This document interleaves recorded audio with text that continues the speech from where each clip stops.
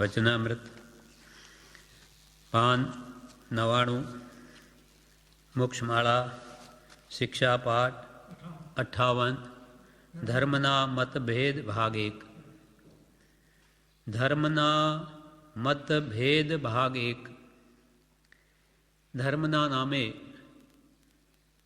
જગતમાં અનેક મતભેદ એટલે જુદી જુદી માન્યતાઓ ચાલે છે. તેમાં મત સાચો કયો બને નહીં વિવેક. કૃપાલ કે આ આટલા બધા ધર્મ મતો છે, એમાં સત્ય શું તે જ ખબર નથી પડતી. એટલે એ નિર્ણય કરવા માટે આપણને આ 3 પાઠમાં શિક્ષાપાઠ 58, 59 અને 60 એ 3 પાઠમાં ધર્મના મતભેદ નામે પરમ કૃપાલદેવે લખ્યા છે, જેથી આપણને સાચો આત્મધર્મ કયો કે જેથી આપણા આત્માનું કલ્યાણ થાય તેનું ભાન થાય, ખ્યાલમાં આવે. હવે એમાં પાઠ પહેલો શિક્ષાપાઠ 58 ધર્મના મતભેદ ભાગ 1. આ જગતી તલ પર અનેક પ્રકારથી ધર્મના મત પડેલા છે. તેવા મતભેદ અનાદિકાળથી છે. એ ન્યાય સિદ્ધ છે, પણ એ મતભેદો કંઈ કંઈ રૂપાંતર પામ્યા જાય છે એ સંબંધી કેટલોક વિચાર કરીએ. કૃપાલ કે આ જગતી તલ એટલે આ પૃથ્વી પર અનેક પ્રકારથી ધર્મના મત પડેલા છે. અનેક પ્રકારની ધર્મની માન્યતાઓ પ્રચલિત છે. તેવા મતભેદ અનાદિકાળથી છે. આ કંઈ હમણાં જ છે એવું નથી. અનાદિકાળથી મતભેદ ચાલ્યા જ આવે છે. મિથ્યા માન્યતાઓ પણ અનાદિ છે અને સમ્યક માન્યતાઓ પણ અનાદિ છે. કેમ તો કે ન્યાય સિદ્ધ છે. અનંત પ્રકારના કર્મો છે, કેટલાય મિથ્યાત્વીઓ, કેટલા કર્મના પ્રકાર જેના છે એ પ્રમાણે એની માન્યતાઓમાં ફરક આવે છે. એટલે એ અનાદિકાળથી છે ને અનંતકાળ સુધી રહેવાના. કેમ કે સર્વજીવો કોઈ મોક્ષે જવાના નથી. એટલે એમના કર્મ પ્રમાણે મિથ્યા માન્યતાઓ પણ પ્રચલિત રહેશે. પણ મતભેદાંત ભેદોમાં રૂપાંતર કંઈ જણાય. નામ કંઈ ફેરફાર હોઈ શકે, પણ માન્યતાઓ જુદી જુદી પ્રચલિત છે અને રહેવાની છે. વિવેચનમાં બ્રહ્મચારી કહે વૈરાગ્ય એ ધર્મનું સ્વરૂપ છે એમ કહી, એના પહેલાંનો પાઠ વૈરાગ્ય ધર્મનું સ્વરૂપ છે એ આપણે વાંચી ગયા. એમ કહી હવે જગતમાં જે અનેક ધર્મો ચાલે છે તે સંબંધી વિચાર કરવા કહે છે. વૈરાગ્ય એ ધર્મનું સ્વરૂપ છે, પણ ધર્મ સત્ય કોણ, કયો ધર્મ સત્ય માનવો? અનેક ધર્મો જગતમાં ચાલે એ સંબંધી વિચાર કરવા કહે છે. એવા અનેક પ્રકારના ધર્મો એક અથવા બીજા રૂપે અનાદિકાળથી ચાલ્યા આવે છે. કૃપાળુ દેવે નાની વયમાં વર્તમાનમાં જે બધા ધર્મો પ્રવર્તે છે તે સર્વને મધ્યસ્થતાથી વિચારી તુલના કરી 16મે વર્ષે મોક્ષમાળા લખી. 13 વર્ષ 13 થી 16 વર્ષ 13 વર્ષની કેવી ઉંમર? બાલ્ય વય જેવું. એ 13 વર્ષથી લગાવીને 16 વર્ષની 3 વર્ષમાં તો કૃપાલદેવે બધા ધર્મોના મુખ્ય ગ્રંથો જોઈ ગયા અને એમાં શું શું તત્વ છે એ બધું ભેગું કરીને તુલનાત્મક અધ્યયન કર્યું, કમ્પેરેટિવ સ્ટડી. એને પછી એનો નિર્ણય આ ધર્મના મતભેદ નામના આ 3 પાઠમાં આપ્યો છે.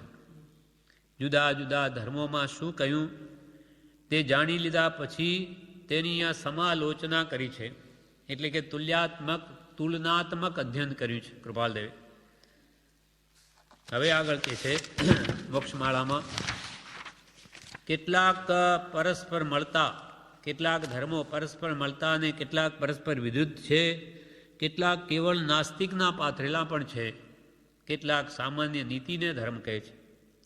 કેટલાક ધર્મો તો પરસ્પરસ મળતા આવે એના અમુક સિદ્ધાંતો, અને કેટલાક તો નાસ્તિકના પણ પાથરેલા છે. સાવ નાસ્તિક કે આત્મા છે જ નહીં, આ બધી કલ્પનાઓ છે, પુનર્જન્મ છે નહીં, તે ધર્મ જે આત્માની ગતિ સ્થિતિ કંઈ માને જ નહીં તે નાસ્તિક કહેવાય. કેટલાક સામાન્ય નીતિને ધર્મ કહે, કેટલાક કોઈનું બુરું ન કરવું, બસ એ જ ધર્મ, એથી વિશેષ શું? કેટલાક જ્ઞાનને ધર્મ કહે. નિશ્ચયાભાસી એ આત્મા સંબંધી વાતો કરવી કે આત્મા શુદ્ધ છે, બુદ્ધ છે, ચેતને ઘન છે, બસ એવી માત્ર વાતો કરવી, પણ તે પ્રમાણે આચરણ કરે નહીં, તે જ્ઞાનને ધર્મ કહે, જ્ઞાનની વાતો કરવામાં. અને કેટલાક અજ્ઞાનને જ ધર્મ કહે, એટલે કંઈ જાણવું જ નહીં, આ જાણીએ તો જ બધું દુઃખ છે, એવો અજ્ઞાન પણ મત છે કે આ જાણીએ ત્યારે બધું આ પાપ ને પુણ્ય કંઈ જાણવું જ નહીં, એવો પણ મત ચાલે. અને કેટલાક ભક્તિને મત ધર્મ કહે છે કે આપણે ભક્તિ કર્યા કરવી, બસ બીજું કંઈ નહીં, શાના માટે કંઈ નહીં, ભગવાન કે ભક્તિ કરો, એમ એકાંતે ભક્તિ જ કર્યા કરે. અને કેટલાક ક્રિયાને ધર્મ કહે, કંઈ ધર્મ ક્રિયા કરો, શાના માટે, કંઈ ધ્યેય રાખ્યા વગર ક્રિયા કરે જ જાઓ, બસ એથી પણ મુક્તિ નથી. કોઈ ક્રિયા જડ થઈ રહ્યા શુષ્ક જ્ઞાનમાં કોઈ માને માર્ગ મોક્ષનો કરુણા ઉપજે જોય, જ્ઞાન ક્રિયાભ્યામ મોક્ષ. પહેલાં તો તત્વ જાણી શાના માટે કરવું, પછી ક્રિયા કરવી જોઈએ. એને બદલે ખાલી ક્રિયા કરે જાય એમાં ધર્મ માને. કેટલાક વિનયને ધર્મ કહે છે અને કેટલાક શરીર સાચવવું તેને ધર્મત કહે છે.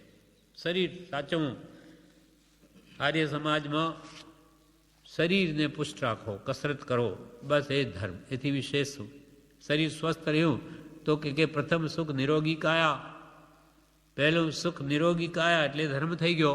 એવી પણ માન્યતાઓ વિશ્વમાં ચાલે છે. વિવેચનમાં કહે કેટલાક ધર્મો પરસ્પર મળતા છે, કેટલાક પરસ્પર વિરુદ્ધ છે, કેટલાક તો આત્માને પણ માનતા નથી, આ નાસ્તિક. તેથી નીતિ રીતિ કંઈ પાળતા નથી, છે જ નહીં, આત્મા નામનો પદાર્થ જ નથી, ધર્મ કર્મ કંઈ નથી. નાસ્તિક મત. હા, 4 વાક આપણો નથી એમ કહેવાય. 6 દર્શનમાં એક 4 વાક પણ લીધું છે કે જે આવા જે નાસ્તિકો જે જગતમાં હોય ને, ધર્મ કર્મ માનતા જ ન હોય, તે નાસ્તિકમાં ગણવા. એને મન તો બસ અહીંયા જન્મ્યા છે ને મરી જવાનું, પછી કંઈ છે નહીં. એ તો કે ઋણમ કૃત્વા ઘૃતમ પીરવેત, ઋણ કરીને પણ ઘી પીઓ, કારણ કે આપવાનું કંઈ છે નહીં, પછી આગલો ભવ જ નથી. જિસકી લાઠી ઉસકી ભેંસ, તમારી તાકાત છે એટલો, જેનાથી જે લેવો લાભ લઈ લો, એનું ક્યાં પછી ફળ આપવાનું છે, એમ નાસ્તિકો કહે. જ્યારે આસ્તિક મતવાળા, જેને આત્મામાં શ્રદ્ધા છે, એ તો કોઈ દિવસ આવું કરે નહીં. એ તો એમ માને છે કે ખોટાનું ખોટું ફળ આવશે જ, ભોગવવું જ પડશે. પણ આ નાસ્તિક મતવાળાને આ પંચભૂતમાંથી શરીર ઉત્પન્ન થયું અને પાછું નાશ થઈ જવાનું એમ માને. જે ધર્મ કર્મમાં બિલકુલ નથી માનતા તે બધા નાસ્તિક. જે નીતિ રીતિ કંઈ પાળતા નથી, આત્માને પણ માનતા નથી, તે નાસ્તિક. કેટલાક કહે છે કે નીતિ પાળીએ છીએ તે બહુ છે. નીતિ એટલે આપણે કોઈનું ખોટું ન કરવું, બસ આપણે તો એ માનીએ છીએ, એમ કરીને પોતાની જાતને કંઈ જાણે અમે ધર્મ પાડીએ છીએ એમ કંઈક નીતિ પાળવી, બસ બહુ છે એટલું. અને કેટલાક તો પુસ્તકો વાંચવા ભણવા તેને ધર્મ કહે છે. વાંચવા જ કરવું, શીખવું, જ્ઞાન મેળવવું, નવો અભ્યાસ કરવો એ જ ધર્મ. અને કેટલાક કંઈ ન જાણવું એમાં સુખ માને છે, કંઈ જાણવું જ નહીં. આ નર્ક છે, સ્વર્ગ છે, પાપ છે, પુણ્ય છે, વળી પાપના પણ ખોટા આવે, એવું બધું જાણીએ તો દુઃખ છે ને, જાણવું જ નહીં. એમ અજ્ઞાનને ધર્મ કહે. જેમ આપણે સવારમાં આલોચના બોલીએ છીએ, વિપરીત એકાંત વિનય કે સંશય જ્ઞાન કુનય કે વશ હોય ઘોર યગ કીને વચતે નહીં જાત કહીને. 5 પ્રકારના મિથ્યાત્વ. વિનય મિથ્યાત્વ, બધાનો વિનય કરવો. કૂતરા હોય તેને હાથ જોડે, માણસ બધાને, બસ આપણો તે ધર્મ છે. વિનય મિથ્યાત્વ. તેમજ અજ્ઞાન મિથ્યાત્વ, કંઈ ન જાણવું એ જ ધર્મ એમ માને છે, તે અજ્ઞાન મિથ્યાત્વ છે. એવી રીતે શંકા કરે, સંશય મિથ્યાત્વ. વિપરીતપણે માને સાવ. જેમ કે જૈન ધર્મ અહિંસામાં ધર્મ માને, જ્યારે અમુક મુસ્લિમ આદિ હિંસામાં ધર્મ માને. હા હા, અને આ બકરી ઈદ વગેરે આ બધું શું છે? આમોય ધર્મ. એટલે સાવ વિપરીત છે. વિપરીત અથવા એકાંત એટલે નિશ્ચયાભાસી, માત્ર જ્ઞાનની વાતો કરવી તે નિશ્ચયાભાસી, અથવા માત્ર ક્રિયાજળ થઈને રહેવું. શા માટે ક્રિયા કરીએ છીએ, એ ક્રિયા કરવાનું ફળ કંઈક મળે છે કે નહીં, એવું કંઈ પણ ધ્યાન આપ્યા વિના માત્ર કરી જ જવું. લક્ષ્ય વગરનું બાણ જેમ નકામું જાય તેમ લક્ષ્ય આત્માર્થ વગરની ક્રિયા પણ મોક્ષ માટે થતી નથી. એમ વિપરીત, એકાંત, વિનય મિથ્યાત્વ, સંશય મિથ્યાત્વ, અજ્ઞાન મિથ્યાત્વ, આ બધા 5 મિથ્યાત્વના ભેદ છે. એમ તેથી અજ્ઞાનને ધર્મ કહે છે. કેટલાક ભક્તિ કરવી તેને ધર્મ કહે છે. ભક્તિ એટલે શું? પ્રભુના ગુણોમાં અનુરાગ, એ પણ યથાર્થ ન સમજે તો માત્ર ઢોલકા કે હાર્મોનિયમ વગાડી તાલસા કે શું કૂટી અને માને કે બહુ ધર્મ કર્યો, ઝાંઝર. એ કેટલાક ભક્તિ જ કરવી એને ધર્મ કહે છે, કેટલાક ક્રિયા કરવી તેને ધર્મ કહે છે, કેટલાક વિનય કરવો એ ધર્મ છે એમ કહે છે, કેટલાક તો શરીરને સાચવવું એને ધર્મ માને છે. હવે કૃપાલદેવ આગળ કહે છે, એ ધર્મ સ્થાપકોએ એમ બોધ કર્યો જણાય છે કે અમે જે કહીએ છીએ તે સર્વજ્ઞ વાણીરૂપ અને સત્ય છે. આ પાઠનું શીર્ષક શું છે? ધર્મના મતભેદ. ધર્મ નામે ચાલતા મત માન્યતાઓમાં ભેદ, જુદો જુદો પ્રકાર. અને જ્યાં જઈને પૂછો ત્યાં બધા એમ કે અમે કહીએ છીએ ને તે સત્ય છે, સર્વજ્ઞ વાણીરૂપ છે. બધા જ એમ કે મત ભેદે રે જો જઈ પૂછીએ, સૌ થાપે અમે પંથડો નિહાળો રે, બીજા જીન તણો રે. જે ધર્મ મતને જ્યારે પૂછે કે ભાઈ સત્ય શું, તો સત્ય અમે કહીએ છીએ તે જ, બીજા બધા મિથ્યા, બધું ખોટું. એમ બધાને પૂછીએ ત્યારે એમ જ કે તો સત્ય શું? એટલે અહીંયા કૃપાલે કહે છે, એ ધર્મ મત સ્થાપકોએ એમ બોધ કર્યો જણાય છે કે અમે જે કહીએ છીએ તે સર્વજ્ઞ વાણીરૂપ અને સત્ય છે. બાકીના સઘળા મતો અસત્ય અને કુતર્કવાદી છે.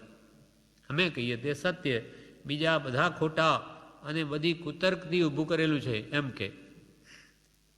અથવા મત દર્શન ઘણા કહે ઉપાય અને તેમાં મત સાચો કયો બને ને વિવેક. કેમ કે બધા એકબીજાને માટે ખોટું કહે તો સત્ય શું? પરસ્પર તેથી તે મતવાદીઓ યોગ્ય કે અયોગ્ય ખંડન કર્યું છે. યોગ્ય કે અયોગ્ય પણ ખંડન કર્યું છે એકબીજાનું. વેદાંતના ઉપદેશક આ જ બોધે છે, સાંખ્યનો પણ આ જ બોધ છે. આ બધા જુદા જુદા ધર્મમતોના નામ. વેદાંત, સાંખ્ય, ન્યાય મતવાળાનું પણ આ જ બોધ છે, વૈશેષિકનો આ જ બોધ છે, શક્તિપંથીનો આ જ બોધ છે, વૈષ્ણવાદિકનો આ જ બોધ છે, ઇસ્લામીનો આ જ બોધ છે, અને ક્રાઇસ્ટનો આ જ બોધ છે કે આ અમારું કથન તમને સર્વસિદ્ધિ આપશે. અમે કહીએ છીએ તે તમને સર્વસિદ્ધિ એટલે મોક્ષ આપશે. અમે કહીએ છીએ તેમ. આમ બધા જ એમ કહે છે. ક્રાઇસ્ટ પણ એમ કે, ક્રાઇસ્ટના તો ચર્ચોમાં લાગેલું હોય કે તું મારે શરણે આવ તો હું તારા બધા પાપ હરી લઈશ. તું મારે શરણે આવ એટલે બધા તારા પાપો લઈ લઈશ. એમ સાંખ્યનો આ બોધ, ઇસ્લામ, મુસ્લિમનો આ બોધ, વૈષ્ણવનો આ બોધ, વૈશેષિક આ બધા વૈષ્ણવના પંથ વેદાંતના ભેદો છે. ન્યાય પંથનો, શક્તિપંથી બધાનો આ બોધ, બુદ્ધનો પણ આ બોધ છે, સાંખ્યનો પણ આ બોધ છે, વેદાંતનો પણ આ ઉપદેશ છે. આ બધા ફાટાઓ ધર્મના મતભેદ.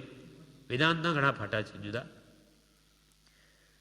ત્યારે આપણે હવે શો વિચાર કરવો? કૃપાલ કે બધા જ એમ કે છે કે આવો અમારે શરણે આવો, અમે કહીએ તે માનો, એ સર્વજ્ઞ વાણીરૂપ છે. તો સત્ય કોનું માનો? વિવેચનમાં કહે છે, જે મુખ્ય ધર્મ સ્થાપકો જગતમાં થયા છે તે દરેક એમ કહે છે કે અમારું કહેવું માનશો તો તમારો મોક્ષ થશે. અમારો ધર્મ સર્વજ્ઞ વાણીરૂપ અને સત્ય છે. બાકીના ધર્મમાં તો અસત્ય ને કુતર્કવાદી છે. એમ તેઓ પરસ્પર એકબીજાનું ખંડન કરે છે. કોઈ સાચાને ખોટું ને કોઈ ખોટાને સાચું સાબિત કરી બતાવે છે દ્રષ્ટાંતથી. વેદાંત એક બ્રહ્મને માને. હવે જુદી જુદી પંથોની માન્યતા શું કહે છે તે કહે છે. વેદાંત છે તે એક બ્રહ્મને માને, એક જ આત્મા છે આખા વિશ્વમાં. તો આપણે બધા તો કે આપણે તો એના અંશ છીએ. જેમ સૂર્ય એક હોય, એની લાખો કિરણો હોય, તેમ આપણે બધા તો એક ઈશ્વરના અંશ છીએ. અને જ્યારે આપણે બધા કર્મોથી મુક્ત થઈએ એટલે કે મોક્ષે જઈએ, ત્યારે કિરણ જેમ સૂર્યમાં ભળી જાય તેમ આપણે ઈશ્વરમાં ભળી જવું. એટલે આપણું અસ્તિત્વ ગયું, નાશ. એમ મોક્ષ માને. વેદાંત એક બ્રહ્મ માને, એટલે આત્મા સત જગત મિથ્યા. એક આત્મા સત છે તો આ બધું દેખાય છે તે એ બધું ખોટું છે, બધું ભ્રમ છે, ભ્રાંતિ જે કંઈ છે જ નહીં. જ્યારે આપણને તો સ્પષ્ટ દેખાય, બધું ભ્રાંતિ કેમ કહેવાય? વેદાંત એક બ્રહ્મ માને, જળ પદાર્થોને ન માને. એટલે કે આ દેખાય છે જળ પદાર્થો એ કંઈ છે જ નહીં એમ માને. આ તમારી ભ્રાંતિ છે. કે સાંખ્ય પ્રકૃતિને પુરુષ એમ બે વસ્તુ માને. સાંખ્ય મતવાળાઓ 24 પ્રકૃતિ માને અને 25મું પુરુષ માને. આ 24 પ્રકૃતિ નાશ થાય કે પુરુષ મોક્ષને પામે. સાંખ્ય મતવાળા જે આત્માને કુટસ્થ નીતિ માને. એટલે એકાંતે આત્મા નિત્ય જ છે, એ કોઈ દિવસ અનિત્ય હોઈ નહીં શકે એમ કુટસ્થ નીતિ માને. બૌદ્ધ એથી વિપરીત, સાંખ્યથી સાવ વિપરીત. પેલા તો આત્માને એકાંતે નિત્ય જ માને, જ્યારે બૌદ્ધ છે તે આત્માને એકાંતે અનિત્ય જ માને, ક્ષણિક માને. એક ક્ષણમાં આપણો આત્મા બદલાઈ જાય. એક ક્ષણમાં તો કે બીજો આવે, એ ગયો ત્રીજો આવે, તો કે પછી પાપ તો કરે એક આત્માને ભોગવે બીજો આત્મા, તો કે એ તો એને સંસ્કાર આપી જાય. પહેલો આત્મા બીજાને સંસ્કાર આપી જાય, બીજો ત્રીજાને. એવી માન્યતા છે. એટલે અહીંયા કહે છે આ શું જગતમાં જુદી જુદી માન્યતાઓ પ્રચલિત છે ધર્મના નામે, એ અહીંયા કૃપાલદેવ બતાવે છે. બૌદ્ધ બધું ક્ષણિક છે એમ માને. ન્યાય મતવાળા નૈયાયિક દ્રવ્યગુણ આદિ 16 તત્વોને માને.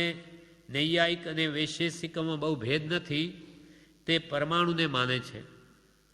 શક્તિપંથી માતાને માને છે. શક્તિપંથીવાળા કોઈ જેમ કે અંબા માતા વગેરે આ સત્તામ દિગંબર માને, એવી રીતે કોઈ શક્તિ દેવીને માને શક્તિપંથીવાળા. ઇસ્લામી એટલે મુસલમાન.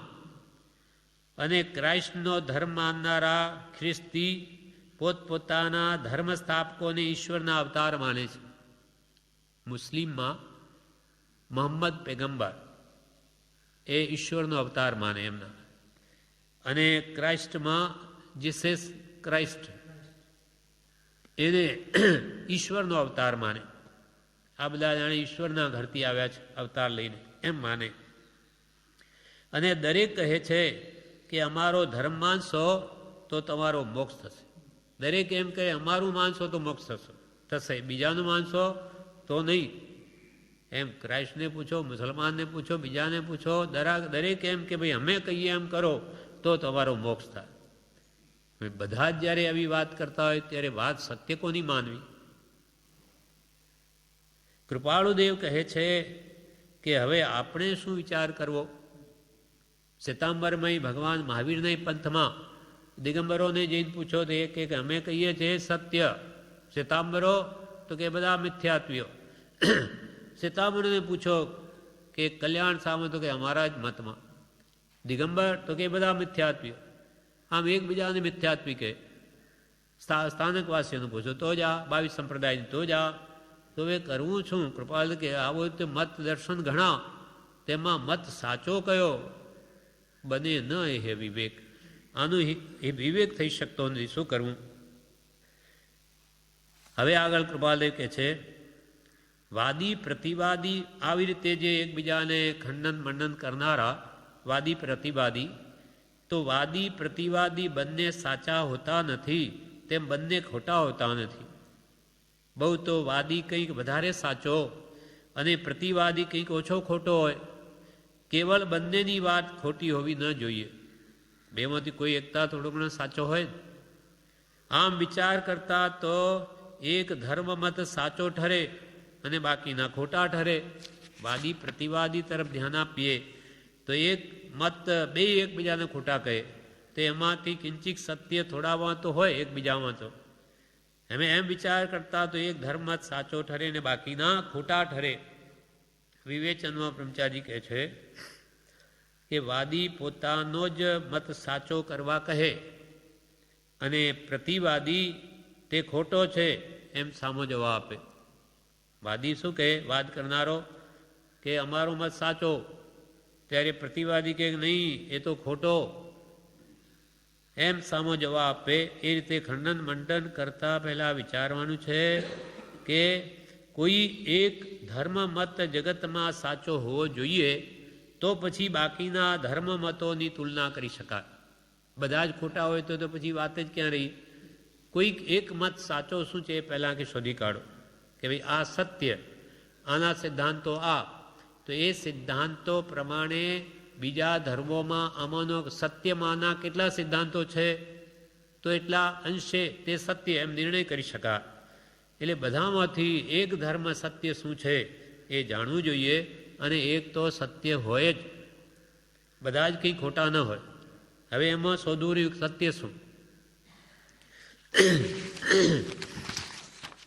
એટલે હવે જિજ્ઞાસુ કહે એક આશ્ચર્યકારક વાત છે, સર્વને અસત્ય અને સર્વને સત્ય કેમ કહી શકાય?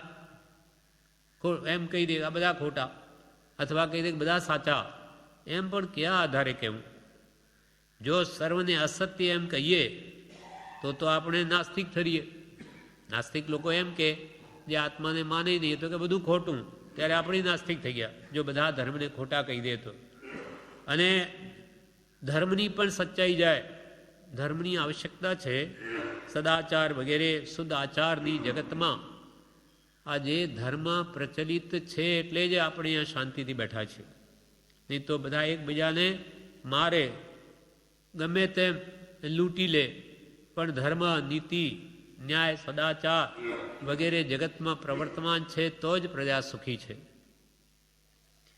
અને આ તો નિશ્ચય છે કે ધર્મની સચ્ચાઈ તો છે અને તેમ સૃષ્ટિ પર તેની આવશ્યકતા પણ છે. ગોપાલ કે ધર્મની સચ્ચાઈ પણ છે, એક સત્ય ધર્મ પણ છે જગતમાં, અને તેની આ વિશ્વમાં આવશ્યકતા પણ છે. નહીં તો આ વિશ્વનું સ્વરૂપ ભયંકર થઈ જાય. એક ધર્મમત સત્ય અને બાકીના સર્વ અસત્ય એમ કહીએ તો તે વાત સિદ્ધ કરી બતાવવી જોઈએ. હવે આપણે એમ કહીએ કે એક ધર્મમત તો સત્ય છે. કૃપાલદેવજી સત્ય બતાવવા માંગે છે કે એક ધર્મમત બધામાં સત્ય છે અને બીજા બધા અસત્ય એમ કહીએ, બધા ખોટા, તો એ વાત સિદ્ધ કરી બતાવો. તમે ખાલી કહી દો એથી કેવી રીતે થઈ જાય? સિદ્ધ કરીને, પ્રૂફ કરીને બતાવો. એ બતાવવું જોઈએ. અને સર્વ સત્ય કહીએ તો તે રેતીની ભીત ઠરી. રેતીની ભીત ટકે નહીં, તરત પડી જાય. તો પછી બધા સત્ય કહો તો આ ભેદ પછી શા માટે ભેદ પડે? જો બધા સત્ય જ હોય તો બધા એક થઈને જ રહે. શું કામ એમાં એકબીજામાં ભેદ દેખાય છે? બધા મતમાં અંતર દેખાય વિચારધારાઓમાં, અને કે બધા સત્ય. તો બધું જે માને બધું સત્ય, તો એ તો કઈ વાત બેસતી નથી. એ તો રેતીની ભીત જેવું છે. કારણ કે આટલા બધા, જો બધા જ સત્ય હોય તો આટલા બધા મતભેદ શા માટે પડે? સર્વ એક જ પ્રકારના મતો સ્થાપવા શા માટે યત્ન ન કરે કે ભાઈ આપણે બધા સાચા છીએ તો બધા ભેગા મળીને એક જ મત સ્થાપે, જો બધા સાચા હોય તો? એમ અન્યોન્યના વિરોધાભાસ વિચારથી થોડી વાર અટકવું પડે છે. પણ દરેક મતો વચ્ચે અમુક વિરોધાભાસ આવે છે, એને લઈને કે ત્યાં આપણે અટકવું પડે કે એમાં સત્ય શું? વિવેચનમાં કહે, જિજ્ઞાસુ કહે છે કે સર્વને અસત્ય કહીએ તો આપણે નાસ્તિક ઠરીએ અને ધર્મની સચ્ચાઈ પણ જાય. ધર્મની સચ્ચાઈ વગર કોઈનો વિશ્વાસ રાખે નહીં. ધર્મની સચ્ચાઈ વગર કોઈનો વિશ્વાસ રાખે નહીં. સર્વને સત્ય કહીએ તો એ દલીલ તો રેતીની ભીત જેવું છે. કારણ તો પછી આટલા બધા મતભેદ કેમ? સત્ય હોય ત્યાં તકરાર ન હોય. બધા સત્ય છે તો પછી એકબીજાનો વિરોધાભાસ શું? સત્ય હોય ત્યાં તકરાર ન હોય, બધા એક થવા પ્રયત્ન કેમ ન કરે? એમ એકબીજામાં વિરોધ આવવાથી વિચાર કરવા થોડી વાર થોભવું પડે છે. તે ઉપરથી એમ લાગે છે કે બધાય ધર્મ સાચા હોતા નથી. સાચા હોય તો પછી કોઈ ભેદ હોય નહીં, વિરોધાભાસ. તેથી એમ જણાય છે કે બધા જ ધર્મ સાચા હોતા નથી. કૃપાલદેવ કહે તો પણ તે સંબંધી યથામતી હું કંઈ ખુલાસો કરું છું. એ ખુલાસો સત્ય અને મધ્યસ્થ ભાવનાનો છે. એકાંતિક કે મતાંતિક નથી, પક્ષપાતી કે અવિવેકી નથી, પણ ઉત્તમ અને વિચારવા જેવો છે. દેખાવે એ સામાન્ય લાગશે, પરંતુ સૂક્ષ્મ વિચારથી બહુ ભેદવાળો લાગશે. કૃપાળુની પહેલા પાઠના અંતિમ પેરેગ્રાફમાં એમ કે છે કે હું મારી યથામતી, મારી બુદ્ધિ પ્રમાણે હું તમને આનો ખુલાસો કરું છું કે સત્ય શું. અને ખુલાસો સત્ય અને મધ્યસ્થ ભાવનાનો છે. એટલે કે હું કોઈ મત પક્ષનો આગ્રહ રાખીને નથી બોલતો, મધ્યસ્થતાથી વાત કરું છું કે આમાં આ તત્વ છે, આ કારણથી આ સત્ય છે કે અસત્ય છે એ તમારી આગળ મૂકું છું. એટલે કે એ ખુલાસો એકાંતિક કે મતાંતિક નથી, કોઈ મતને વળગીને નથી કહેતો, પક્ષપાતી કે અવિવેકી નથી, કોઈ મતનો પક્ષ લઈને નથી જણાવતો, માટે એ અવિવેકી નથી, વિવેકપૂર્વકનો છે, પણ ઉત્તમ અને વિચારવા જેવો છે. હું જે તમને સ્પષ્ટ બતાવું છું તે ઉત્તમ છે અને વિચારવા જેવો છે. તમે જ વિચાર કરી નિર્ણય કરજો કે આમાં સત્ય શું. દેખાવે તમને સામાન્ય લાગશે, પણ તમે સૂક્ષ્મ વિચારથી જે ભેદ, જે તત્વ ધર્મોના હું જણાવું છું તે કૃપાલને કે તમે સૂક્ષ્મ વિચારથી જોશો તો એ વાત તમને બધી બહુ રહસ્યવાળી જણાશે. વિવેચનમાં કહ્યું કયો ધર્મ સાચો એ નક્કી કરવામાં આટલી બધી મુશ્કેલી છે. મતો ઘણા, સત્ય શું? તો પણ કૃપાળદેવ કહે છે કે હું બરાબર તુલના કરી સત્ય ખુલાસો મધ્યસ્થ ભાવથી કરું છું. પક્ષપાત વગર સાચું હોય તે સાચું કહેવું છે. પક્ષપાત વગર સાચું હોય તે સાચું કહેવું છે. મતભેદ, પક્ષપાત કે અવિવેકને દૂર કરીને ન્યાયના કાંટે તોલીને સત્ય ખુલાસો કરીશ. તે ખુલાસો સત્ય હોવાથી ઉત્તમ અને વિચારવા જેવો છે. પણ આ તો અમને ખબર છે એમ સામાન્યપણું ન કરતાં તે સત્ય સાથી છે. તે પર સૂક્ષ્મ વિચાર કરી જોશો તો તે ખુલાસો બહુ મર્મવાળો અને મહત્વનો છે એમ તમને લાગશે. કંઈક એવું વાત કરું તો કે એ તો અમને ખબર છે એમ કરીને સામાન્યપણે એને નહીં ગણી લેતા, પણ એ વાતને ખૂબ તમે સૂક્ષ્મ રીતે વિચારશો કે ખરેખર આ વાત સત્ય છે કે નહીં. શ્રીમદ રાજચંદ્રે કહ્યું તેથી શું? કૃપાલદેવ શું કે તમે વિચારો, અમે કહ્યું એમ નહીં. અમે જે તત્વ તમારી આગળ મૂકીએ છીએ તમે પોતે વિચારો કે આમાં સત્ય છે કે નહીં. આ ખુલાસો સત્ય છે કે નહીં, અને સત્ય છે તો કયા કારણથી છે તે પર સૂક્ષ્મ વિચાર કરી જોજો તો તમને ખુલાસો બહુ મર્મવાળો અને મહત્વનો છે એમ સમજાશે. આ રીતે પહેલો પાઠ પૂરો થયો. હવે શિક્ષા પાઠ 59 ધર્મના મતભેદ ભાગ 2 વચનામૃત 500. હવે બીજા ભાગમાં એમ કે છે કૃપાલદેવ, આટલું તો તમારે સ્પષ્ટ માનવું કે ગમે તે એક ધર્મ આ સૃષ્ટિ પર સંપૂર્ણ સત્યતા ધરાવે છે. આટલું તો તમારે જરૂર માનવું કે આ પૃથ્વી પર એક ધર્મ તો સંપૂર્ણ સત્યતા ધરાવે છે. હવે એક દર્શનને સત્ય કહેતા બાકીના ધર્મ મતને કેવળ અસત્ય કહેવા પડે? પણ હું એમ કહી ન શકું. કૃપાલદેવ શું કહે કે એક જે દર્શન જગતમાં એક ધર્મ જે સત્ય છે એ અહીંયા બતાવતા તો પછી શું બાકીના ધર્મ બધા ખોટા એમ કહેવું પડે? તો કે હું એમ નહીં કહી શકું. પણ બીજા ધર્મોમાં પણ જેટલા અંશે સત્યના અંશો છે તેટલા અંશે તો તે સત્ય જ છે. ખોટું એટલે બીજા બધા જ ખોટા સાવ એમ નહીં. એક મત સંપૂર્ણ સત્ય છે, પણ બીજામાં અમુક તો સત્ય વાતો છે ત્યાગ વૈરાગવાળી, તો એ બધું જ ખોટું કેમ કહી શકાય? અપૂર્ણ છે એમ કહેવાય. ખોટા છે એમ હું નહીં કહી શકું. કૃપાલને એ જ કહે છે, પણ તે અપૂર્ણ અને સદોષ છે એમ કહી શકાય. ગમે તે ધર્મ મત હોય, જે આત્માના અસ્તિત્વને માનતા હોય, આત્મા છે વગેરે, એનો પુનર્જન્મ માનતા હોય, દયા ધર્મ વગેરે માનતા હોય, તો એ અમુક બીજા દોષો છે એમાં, તો એ સદોષ કહી શકું અથવા અપૂર્ણ કહી શકાય. બાકી બધા ખોટા એમ મારાથી કે ન કહેવાય. હવે એક દર્શનને સત્ય કહેતા બાકીના ધર્મ મતને કેવળ અસત્ય કહેવા પડે, પણ હું એમ કહી ન શકું. શુદ્ધ આત્મજ્ઞાન દાતા નિશ્ચય વડે તો તે અસત્ય ઠરે. એટલે કે શુદ્ધ આત્મજ્ઞાનને જ લક્ષ્યમાં લેનાર એવા નિશ્ચય ન વડે તો તે જરૂર અસત્ય ઠરે. એકાંતિક પક્ષો છે એ નિશ્ચય નયથી જોઈએ તો અસત્ય ઠરે, પણ પરંતુ વ્યવહાર નયે તે અસત્ય ઠરાવી શકાય નહીં.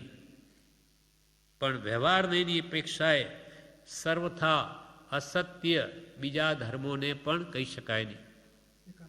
એકાંતે હોવા છતાં પણ જેટલું એમાં વ્યવહાર નહીંથી વાંચા, શુદ્ધ નિશ્ચય નહીંથી તો એ સત્ય ઠરે, પણ વ્યવહાર નહીં પણ સાથે જોઈએ. પણ વ્યવહાર નહીંથી જોઈએ તો એ સર્વથા અસત્ય કહી શકાય નહીં. એક સત્ય અને બાકીના અપૂર્ણ અને સદોષ છે એમ હું કહું છું. એક એમાં સત્ય છે સંપૂર્ણ, ને બાકી દર્શન ધર્મ છે તે અપૂર્ણ છે, સંપૂર્ણ નથી અને દોષ સહિત છે. તેમજ કેટલાક કુતર્કવાદી અને નાસ્તિક છે તે કેવળ અસત્ય છે, કે જે આત્માને જ નથી માનતા, ધર્મ કર્મ પાપ પુણ્ય વગેરે કોઈને માનતા જ નથી. આવા નાસ્તિક મતવાળાને અસત્ય કહી શકાય.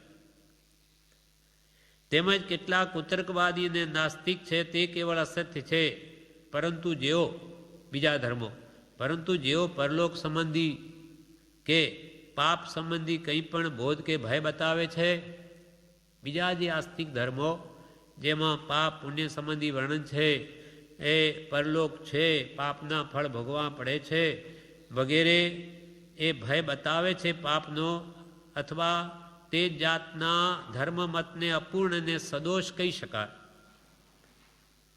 એક દર્શન જે નિર્દોષ અને પૂર્ણ કહેવાનું છે તેની વાત હમણાં એક બાજુ રાખીએ, કે એક જે ધર્મ સંપૂર્ણ સત્ય છે એના વિશે કહેવું છે, એને હમણાં એક બાજુ રાખો.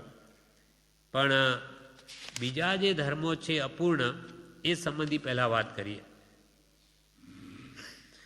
વિવેચનમાં કે છે, આટલું તો સ્પષ્ટ માનવું કે કોઈ એક ધર્મ તો સંપૂર્ણ સત્ય છે, તો પછી બાકીનાને અસત્ય કહેવા પડે, પણ હું નહીં કહી શકું. નિશ્ચય નહીંથી એમ કહેવાય, પણ વ્યવહાર નહીંની અપેક્ષાએ સર્વતા અસત્ય કહી શકાય નહીં. એક ધર્મ સંપૂર્ણ ને સત્ય છે, તેમાં દોષ નથી. એક ધર્મ એવો છે જગતી તલ પર કે જેમાં કિંચિત માત્ર પણ દોષ નથી, સત્ય છે. બાકી બધા અપૂર્ણ અને દોષવાળા છે. બીજા ધર્મો અપૂર્ણ છે ને દોષવાળા છે. તેમજ જે કુતર્કવાદી અને નાસ્તિક છે, કુતર્ક ખોટા તર્કો કરીને જે માન્યતાઓ ચલાવે અને આત્માને માને જ નહીં, તે નાસ્તિક છે, તે કેવળ અસત્ય છે.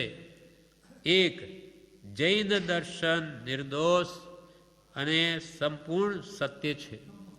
પણ એ વાત હમણાં બાજુ પર રાખી બીજા વિશે વિચારીએ.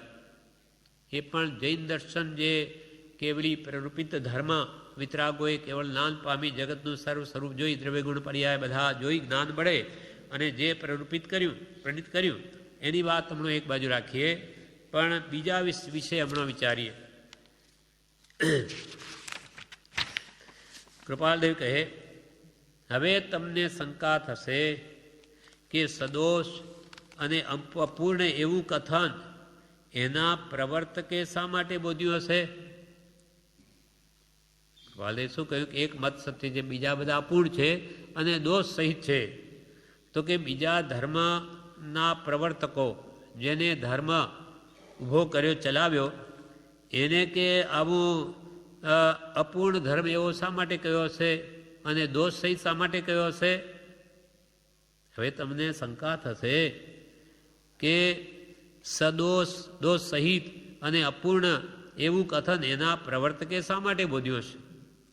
એટલે કે જેને બીજા ધર્મોના ગુરુઓએ જેને મત ચલાવ્યો એણે આવું અપૂર્ણ તત્વ શા માટે કહ્યું અને દોષ સહિત શા માટે કહ્યું?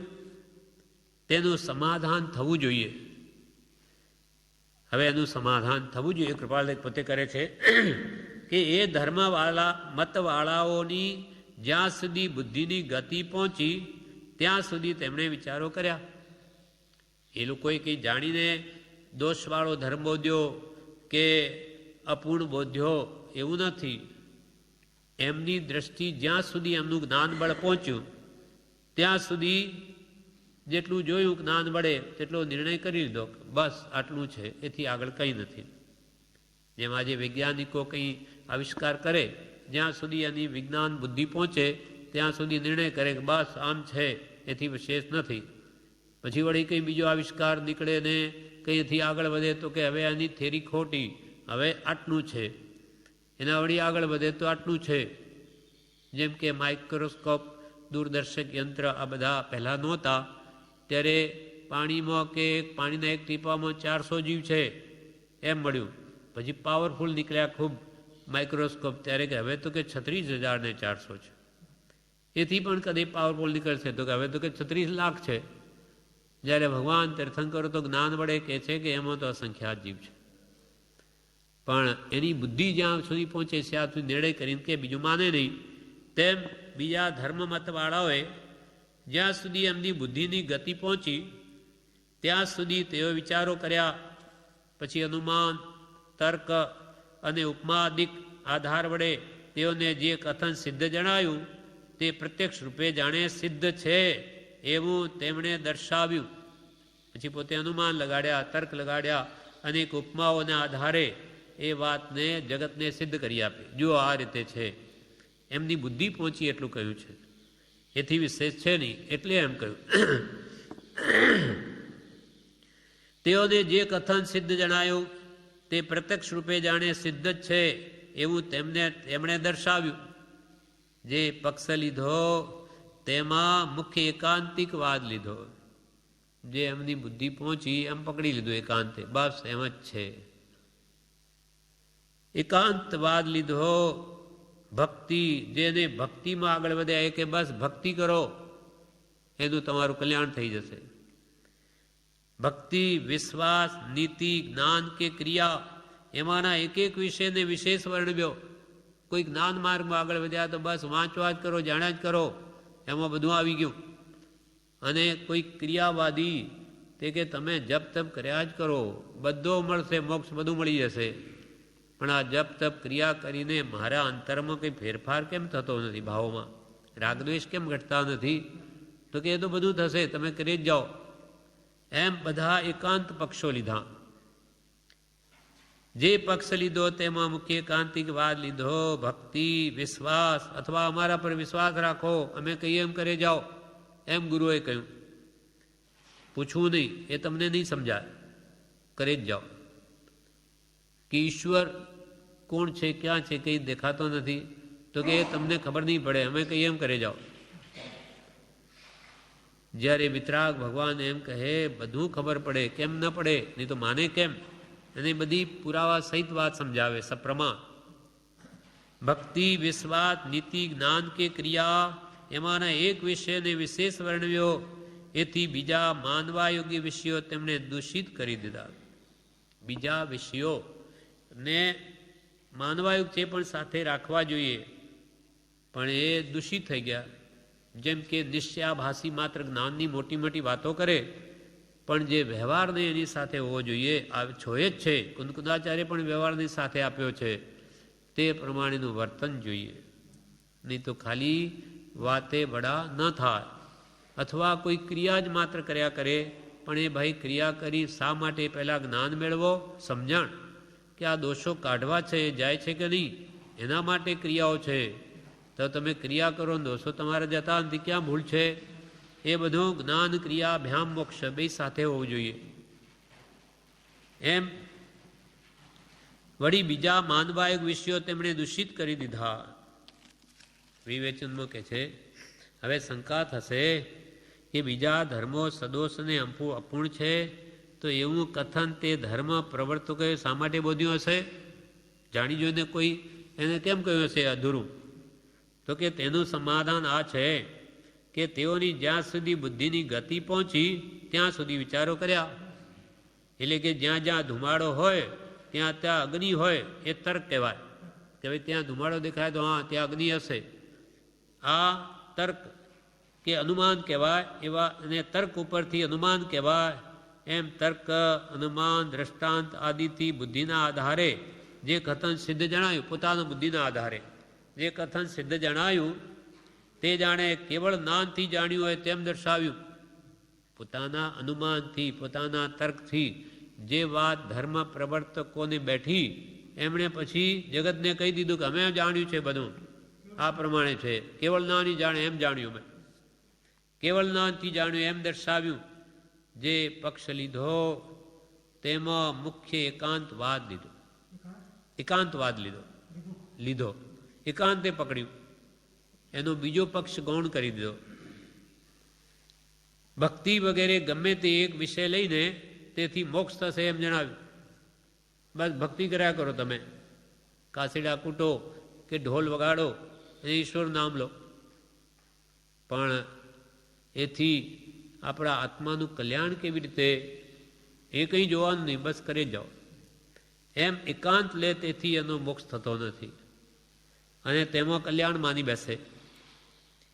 એટલે અહીંયા કહે છે ભક્તિ વગેરે ગમે તે એક વિષયને લઈને તેથી મોક્ષ થશે એમ જણાવ્યું. બીજા વિષયો સાથે લેવાના હતા તે ન લીધા, તેથી અપૂર્ણ કહેવાય.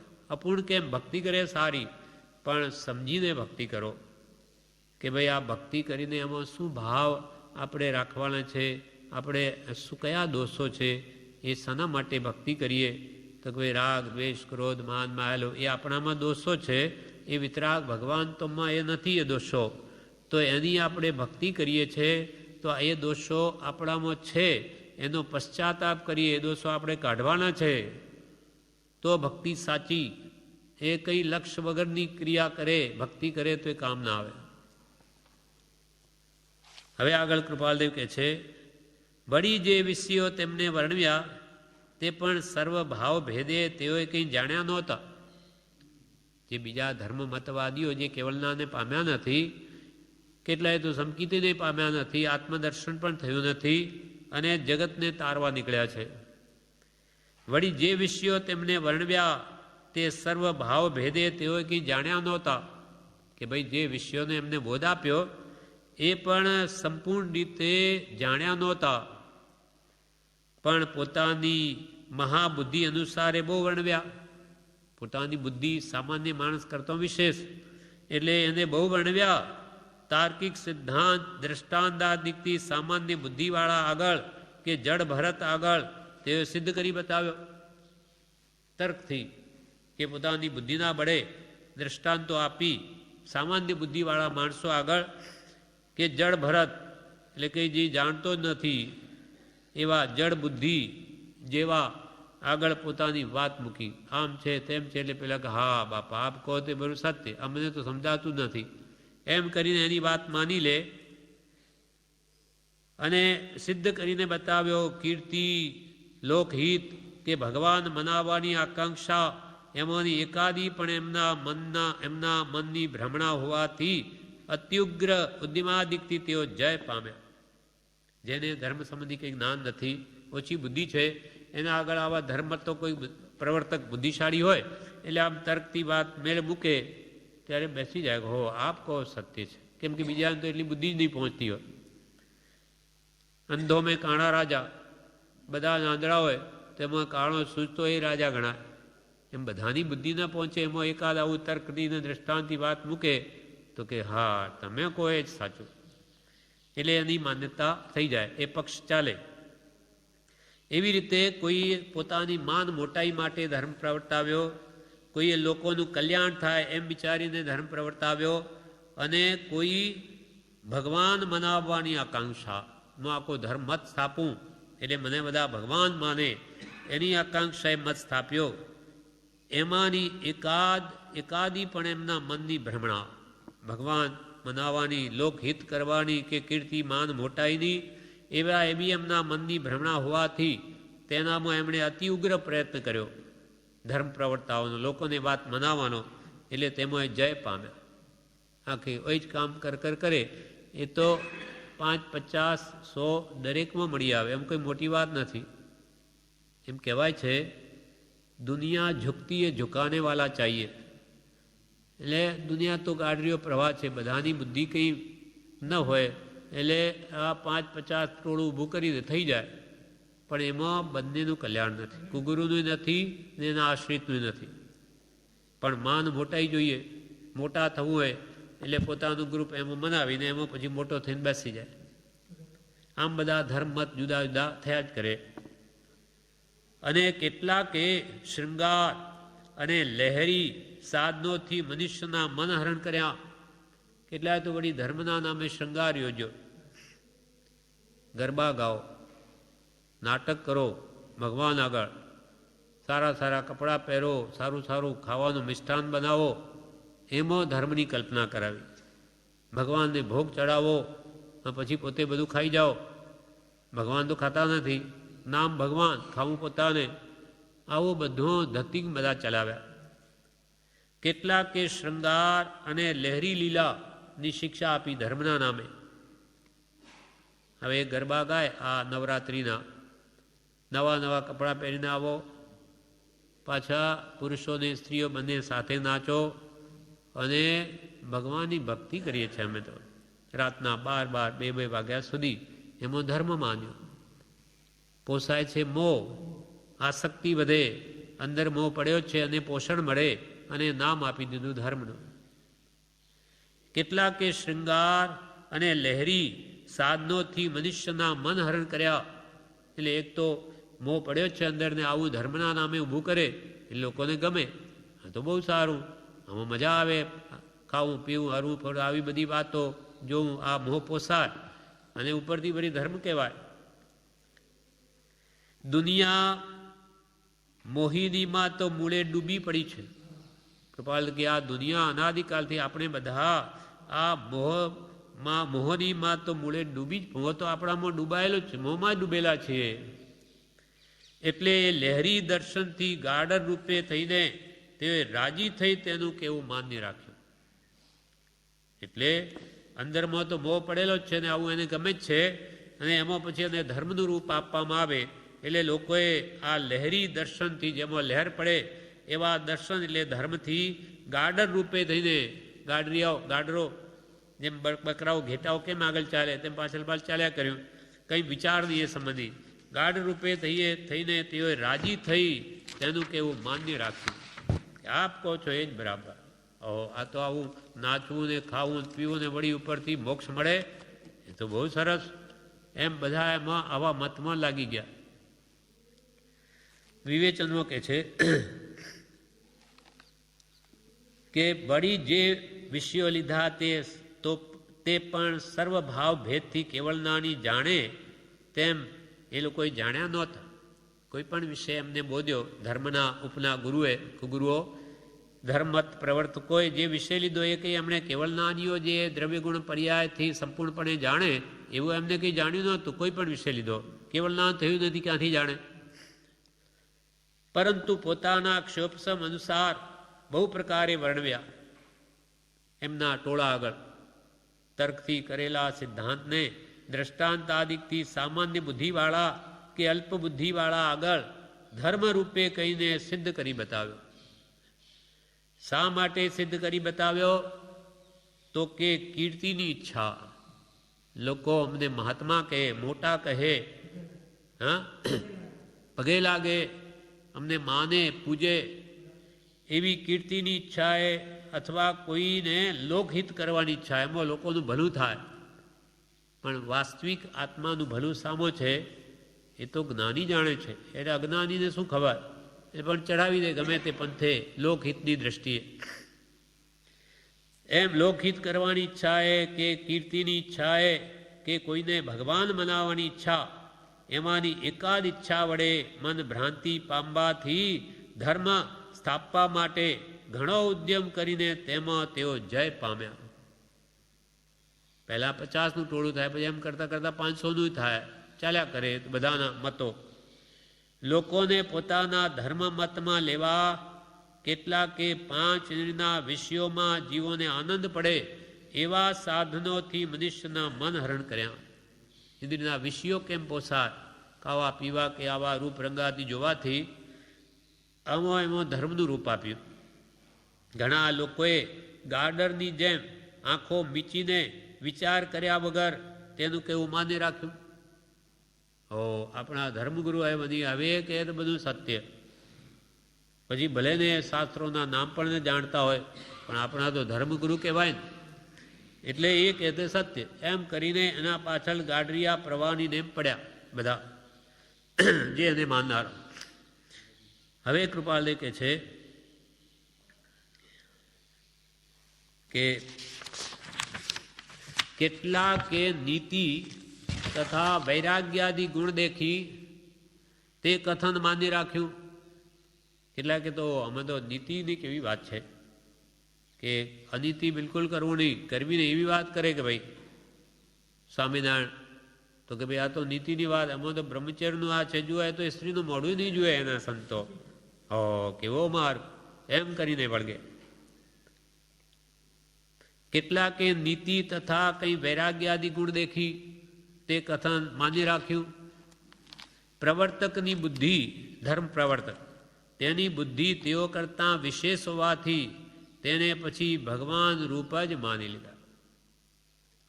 સ્વામિનારાયણ માનો કે આ પ્રમુખ સ્વામી કેટલું બધું કર્યું, સોનાએ તોલાઈ ગયા, આટલા બધા પૈસા લાવી જુઓ કેવું કયું કરે, એટલે એ જ આ તો ભગવાનનું જ રૂપ છે. એમના સંતો પણ એમ જ કહે છે કે આ તો સાક્ષાત પ્રગટ બ્રહ્મ સ્વરૂપ છે, એટલે એમની આજ્ઞામાં ચાલો તમારું કલ્યાણ છે. પણ આ કાળમાં એવા મતો જ વધારે ચાલે. સત્ય જે આપણો વિતરાગ માર્ગ છે એમાં તો રાગદ્વેષ છોડવા પડે, એશ આરામ મૂકવા પડે. આ ત્યાગ વૈરાગ્યનો માર્ગ છે, એટલે એમાં હંમેશા થોડા જ લોકો હોય. સત્ય આચરનારા બહુ થોડા જ હોય, મોક્ષે જનારા થોડા જ હોય, કંઈ ટોળા ના હોય. શૈલે શૈલીને માણિક્યમ મોક્તિકમ ન ગજે ગજે, સાધવો નહીં સર્વત્ર ચંદનમ ન વને વને. દરેક શૈલ એટલે દરેક પર્વત ઉપર કંઈ મોતી માણિક હોતા નથી. એ તો કોઈક પર્વતમાં હીરાની ખાણ હોય. શૈલે શૈલેને માણિક્યમ મોક્તિકમ ન ગજે ગજે, દરેક હાથી ઉપર કંઈ ગજ મોતી હોતા નથી. સાધવો નહીં સર્વત્ર, તેમ સાધુ પુરુષો આ બકરાઓની ટોળાની જેમ હોય નહીં. સાધવો નહીં સર્વત્ર ચંદનમ ન વને વને, દરેક વનમાં કંઈ ચંદન હોતું નથી, એ તો કોઈક હોય. એમ સાચા સંતો તો કોઈક જ હોય. અને કૃપાલદેવ તો કે આ કાળમાં 500 ગાવ શોધવા જશો ને તો એક નહીં મળે, તે આજે દેખાય છે. અને ઘણાય વેશધારીઓ ઘણાય ફરે, પોતાને ગુરુ મનાવે તો શું, તો કે આ બધું મનાવવા, પૂજાવા, ખાવા પીવા ના નિમિત્તે આ બધા આડંબર કરે. અને શ્રાવકોને પણ એના નિમિત્તે મોટા થવું હોય, પૈસા હોય એટલે ખર્ચી, પેલાને ગુરુ માને, પેલો એને શ્રાવકને મોટો કરે, એમ કરીને ધતિંગ ચાલ્યા કરે છે. ચાલવાનું જ છે, અનાદિકાલથી છે અને અનંતકાલથી ચાલ્યા જ કરશે. જ્યાં જ્ઞાની ન હોય ત્યાં તો પછી એની જ ભરમાર હોય. કેટલાકે પણ કૃપાલદેવે આપણને પહેલાં જ કીધું, આપણે શું કરવું એ આપણે જોવાનું છે. આ બધું શા માટે ધ્યાનમાં લેવું કે આવા બધાઓથી આપણું કલ્યાણ થાય નહીં. કેમ કે એમનું કલ્યાણ થયું નથી, એ આપણને શું કલ્યાણનો માર્ગ બતાવી શકે? પણ આવું છે એટલે સાવચેત રહેવા જેવું છે, ક્યાંય ફસાય નહીં એના માટે આ કહેવું છે. નિંદા માટે નહીં, આપણી આત્મજાગૃતિ માટે, કે આપણે કંઈ ભૂલા ન પડીએ, છેતરાઈએ નહીં ધર્મના નામે, એના માટે. કેટલાકે નીતિ અથવા કંઈ વૈરાગ્યાદી ગુણ દેખી તે કથન માન્ય રાખ્યું. પ્રવર્તકની બુદ્ધિ તેઓ કરતાં વિશેષ હોવાથી તેથી તેને ભગવાન રૂપ જ માની લીધા. કેટલાકે વૈરાગ્યથી ધર્મમત ફેલાવી પાછળથી કેટલાક સુખશીલિયા સાધનોનો તેમાં બોધ ખોસી દીધો. પહેલાં તો વૈરાગથી ધર્મ પ્રવર્તાવ્યો, પછી એના બધા શિષ્યો ધીમે ધીમે આવે, એ શરીરની સાતા સુખ કેમ મળે શરીરનું, એવા પછી એમાં બોધ ઘાલી દે. એવા સાધનોનો બોધ ખોસી દીધો. પોતાનો મત સ્થાપન કરવાની મહાન ભ્રમણાએ અને પોતાની અપૂર્ણતા ઇત્યાદિ ગમે તે કારણથી બીજાનું કહેલું પોતાને ન રૂચ્યું, એટલે તેણે જુદો જ રાહ કાઢ્યો. પોતાને મત સ્થાપવો છે, મોટો થાઉં, હું પણ ગુરુ મનાવું, અને પોતાની અપૂર્ણતા છે એ ગમે તે કારણથી પણ બીજાને રૂચ્યું નહીં કે ભાઈ આ આપણે નથી માનવું, એવું આપણે તો આ પ્રમાણે સત્ય એમ કરીને પોતાનો જુદો રસ્તો કાઢ્યો. આમ અનેક મતાંતરની જાળ થતી ગઈ. 4-5 પેઢી એકનો એક ધર્મ પાડ્યો એટલે પછી તે કુલ ધર્મ થઈ પડ્યો. 4-5 પેઢી નીકળી ગઈ એક ધર્મ, એ તો આપણો હવે કુલ ધર્મ છે. આપણા બાપ દાદો કંઈ ગાંડા હતા? એમણે જે કર્યું એ સત્ય, એમાં વિચારવાનું ન હોય. એમ કરીને જે બાપ દાદાએ 4-5 પેઢીનો ધર્મ પાડ્યો, બસ એ જ કુલ ધર્મ થઈ પડ્યો. એમ સ્થળે સ્થળે થતું ગયું. વિવેચનમાં કહે છે, કેટલાક નીતિ વગેરે ગુણો જાણીને ધર્મ માન્ય રાખ્યો. પ્રવર્તકની બુદ્ધિ તેઓ કરતાં વિશેષ હોવાથી તેને પછી ભગવાન રૂપ જ માની લીધા. મત પ્રવર્તકોને ભગવાન માની લીધા. કેટલાકે પ્રથમ વૈરાગીની શરૂઆત કરી ધર્મની, પછી સુખ મળે એવા ભૌતિક સાધનો ઉમેરી દીધા. મૂળ પ્રવર્તકે કહ્યું હોય તેમાં કોઈએ પોતાનો બોધ ખોસી દીધો. શાતાશીલ્યું જીવન કેમ થાય એવું બોધ ઘાલી દીધો. બીજાનું કહેલું પોતાને ન રૂચ્યું, એક એમ નહીં આપણને આવું નથી કરવું, ન રૂચ્યું એટલે પોતે જુદો જ મત ચલાવ્યો. આમ અનેક મતાંતરની જાળ થતી ગઈ.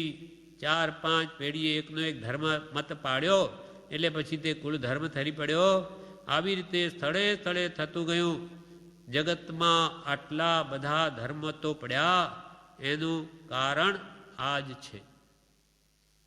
અજ્ઞાનીઓ ધર્મમાં મતભેદ પાડે. અજ્ઞાનીઓ જેમ જેમ અજ્ઞાનીઓ વિશેષ થાય તેમ ધર્મના મતભેદ વધે, અને જેમ જ્ઞાનીઓ આવે તે મતભેદને તોડે, બધાને એક કરે. જેમ કૃપાલદેવને દિગંબર, શ્વેતાંબર, સ્થાનકવાસી બધાને એક કરવા હતા. અને આત્મધર્મ પ્રરૂપીને વેદાંતો, વૈષ્ણવો બધા આવો અને તમારા આત્માની શુદ્ધિ કરો. રાગ, દ્વેષ, અજ્ઞાન એ મુખ્ય કર્મની ગ્રંથ થાય નિવૃત્તિ, જેથી તે જ મોક્ષનો પંથ. તમારા આત્મામાં રહેલા આ દોષો એ કાઢો. મતની માન્યતાઓ મૂકી દો. તમે જૈન છો કે વૈષ્ણવ છો એ મૂકી દો. પ્રભુ કહેતા, પ્રભુ આત્મા ઉપર એવી છાપ નથી પ્રભુ કે આ વૈષ્ણવ કે આ જૈન. આત્મા તો પરમાત્મા જેવો છે. એ બધા ગચ્છમતના ભેદ મૂકી દઈ તમારા આત્માને આ દોષોથી મુક્ત કરો. બાકી ધર્મના નામે આ મતપેશના ઝઘડા રાખશો તો કોઈ કાળે જીવનું કલ્યાણ નહીં થાય, દોષો નહીં જાય. એ સંબંધી આગળ હજુ જણાવશે, જે આપણે આવતીકાલે જઈશું. 2 પાઠ પૂરા થયા. હવે આવતીકાલે પાઠ 3.